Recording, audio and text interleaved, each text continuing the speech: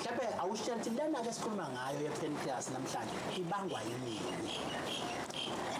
Imbangela yakhona ayaziwa kahle kodwa khona izinto eseyibonakala ukuthi uma unazo zenza ukuthi ube semathubeni aphezulu ukuthola njengokuthi ube umuntu wesilisa ongaphezulu kwa-60 years 60 okwangcono asikangeni phela kuhlale kugadlwa kufuthi nje babefika odokotela uma ekhaya kuya khona umuntu okwelwa nawo umdlavuza amathuba ayanyuka nakhona ukubhema ukuphuza utshwala awubakithi